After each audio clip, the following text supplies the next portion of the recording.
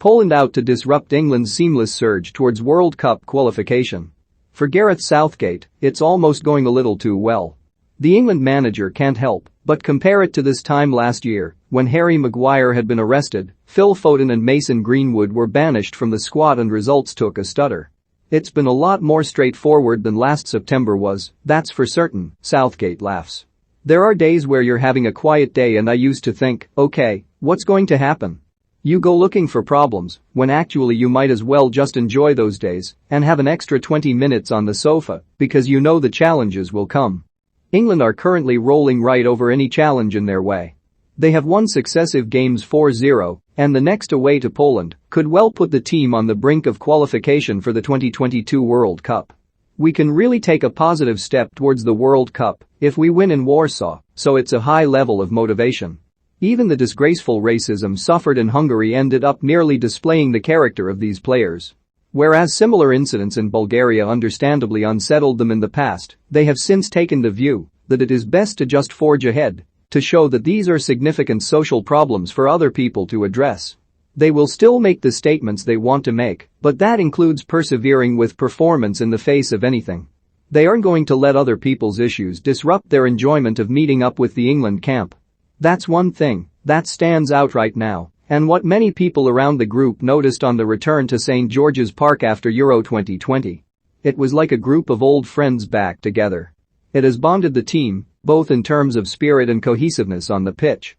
And while many might scoff at this given how meaningless it is to the game that really mattered, the Euro 2020 final, there is a strong argument that England are the world's form team right now. They have just slipped back into top gear after the summer, unlike both Spain and Italy. It actually bears a resemblance to the early stages of the German 2008-16 generation. They suffered a series of late tournament setbacks, but displayed an incredible consistency outside of that. From Euro 2008 to the 2014 World Cup, Joachim Löw's Germany side won 27 out of 30 qualifying games. England are currently on 20 from 23 since the start of the 2018 qualifiers, to go with the solidity shown through 5 wins from 7 in Euro 2020. Gareth Southgate wants England to achieve the consistency of other major nations in recent times. Southgate puts it down to the stability within squads of such stature. Whenever we watched Belgium over a long period, France over a long period, Germany when they were being successful, Spain, there were very rarely changes. We were amazed. We were constantly having to chop and change because we never had people fit. It's been great to have that stability of selection, and I think all of the players understand and recognize that. When the team are going well, that's the challenge. The lads that are in the team know that there are very good players in the squad to challenge every day in training, and if there is any dip then they are there. It is also why this trip to Poland has something of an edge. Aside from the fact England will be virtually unassailable at the top of the group if they win, going 8 points clear of Poland with victory, it might consequently represent England's last truly competitive fixture until the World Cup itself. March is sectioned off for the playoffs, meaning anyone who has qualified will have friendlies, and the Nations League then fills the June and September breaks before Qatar. Enjoyable as UEFA's mini-competition is, it still doesn't reach the levels of properly testing games. Perhaps this is what Southgate is getting at. It is a long time to try and keep this form. As a team, we have to recognize that we're in a good moment and the team are playing well, he said.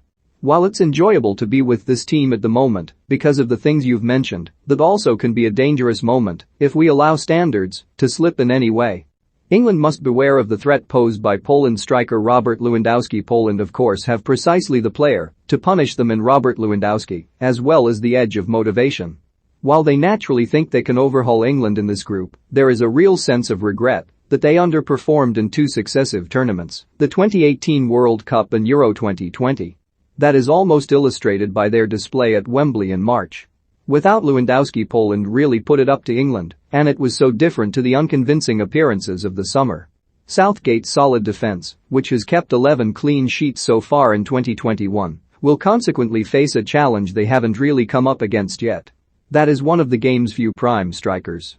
None of their Euro 2020 opponents had anything close to Lewandowski, Harry Kane or Romelu Lukaku, who Southgate feels are still in a class of their own. They are the 3 that immediately spring to mind when you talk about players who are a focal point of the team as of N09, with the goalscoring records that they have. They all play slightly differently, although I see a lot of comparables with Lewandowski and Kane in the way they come deeper, receive play teammates in, play those excellent passes as well as their finishing capabilities and their range of finishing. There are without doubt similarities. When you're preparing to play an opponent, you have to pay that little bit more attention to their individual attributes because your defenders have got to be aware and ready for that challenge. Yes, we prepare some specifics around Lewandowski, but it's the whole team we've got to be ready for. England have close to a full squad themselves. It's all going so well. Poland have a chance to disrupt that. From recent history, though, England look ready for the challenge.